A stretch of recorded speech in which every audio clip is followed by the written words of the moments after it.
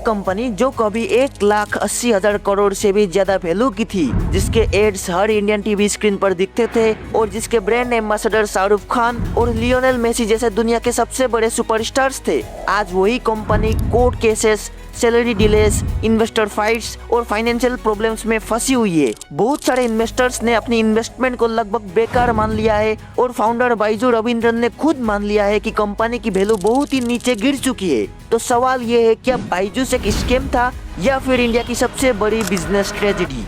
कहानी की शुरुआत होती है केरला के एक छोटे से गांव अजीकोटे से। एक इंजीनियर थे बाइजू रविंद्रन, जिनको पढ़ाने का बहुत शौक था। वो अपने दोस्तों को केट एग्जाम की तैयारी करवाते थे और उनके शॉर्टकट्स इतने फेमस हो गए कि उनके क्लासेस स्टेडियम तक पहुंच गई। हजारों स्टूडेंट्स एक साथ उनकी लाइव क्लासेस अटेंड करते थे और उस वक्त बाइजू एक स्टार टीचर बन चुके थे। उन्होंने सोचा, अगर मैं एक स्टेडियम भर सकता हूँ तो पूरे इंडिया को क्यों नहीं पढ़ा सकता।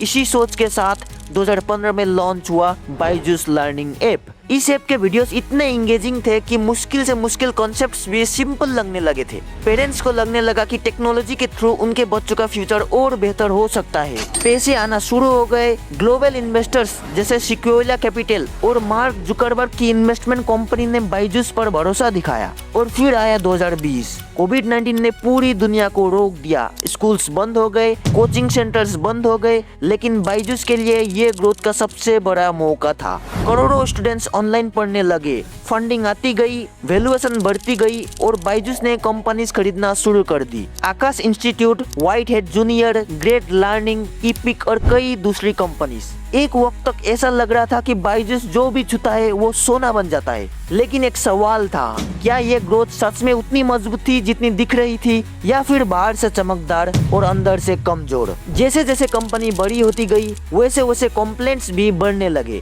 कई फॉर्मर एम्प्लॉइज और कस्टमर्स ने आरोप लगाया कि सेल्स टारगेट बहुत एग्रेसिव थे। कुछ सेल्स रिप्रेजेंटेटिव्स बच्चों के पेरेंट्स को इमोशनल प्रेशर देकर कोर्स बेचने की कोशिश करते थे। कई फैमिलीज ने यह भी कंप्लेन किया कि उन्हें ईएमआई प्लान्स और फाइनेंस ऑप्शन पूरी तरह समझाए नहीं गए और रिफंड्स को लेकर भी कई सारी कंप्लेंट्स आने लगी। हालांकि कंपनी ने इन सब आरोपों को गलत बताया, लेकिन धीरे धीरे पब्लिक ट्रस्ट कम होने लगा था। लेकिन असली प्रॉब्लम सिर्फ कंप्लेंट्स की नहीं थी।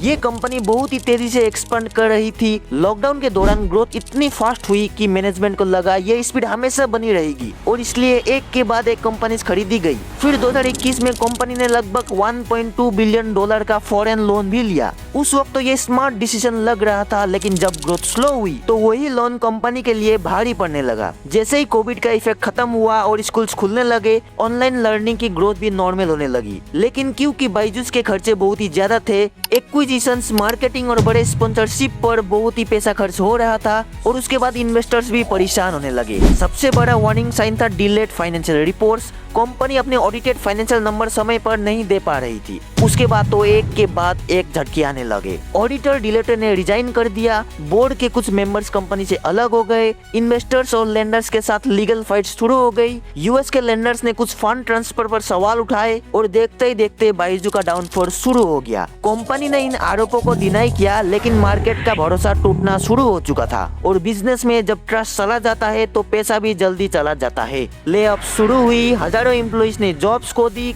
कई लोगों ने सैलरी डिले की रिपोर्ट्स दी और एक समय की इंडिया की सबसे वैल्यूएबल एडटेक कंपनी सर्वाइवल के लिए भी स्ट्रगल करने लगी। अब आते हैं सबसे बड़े सवाल पर, क्या बाइजूस स्कैम था या बिजनेस फेलियर? दोस्तों, सच शायद दोनों के बीच कहीं है। क्रिटिक्स का कहना है कि aggressive sales methods, customer complaints, delay reports और लेंडर के साथ डिस्प्यूट्स सिर्फ नॉर्मल मिस्टेक्स नहीं थी। उनके हिसाब से कंपनी ग्रोथ और वैल्यूएशन के पीछे इतनी भागी कि कई जगह कस्टमर ट्रस्ट और बेसिक बिजनेस वैल्यूज को नजरअंदाज कर दिया गया। दूसरी तरफ कई एक्सपर्ट्स ये भी मानते हैं कि बाइजू रविंद्रन का ओरिजिनल विजन जेन्युइन था। वो टेक्नोलॉजी के थ्रू एजुकेशन को बेहतर बनाना चाहते थे, लेकिन कोविड के टाइम के बूम ने कंपनी को ओवर कॉन्फिडेंट बना दिया। बहुत फास्ट एक्सपांशन, बहुत सारी एक्विजिशंस, बहुत ज्यादा स्पेंडिंग, कंपनी उस प्रेशर को हैंडल ही नहीं कर पाई। अक्सर लोग सोचते हैं कि कंपनी सिर्फ फ्रॉड की वजह से गिरती है, लेकिन कई बार कंपनी अपनी ही सक्सेस की वजह से भी गिर जाती है। जब ग्रोथ रियलिटी से तेज भागने लगती है, जब वैल्यूएशन प्रॉफिट से ज्यादा इंपॉर्टेंट बन जाती है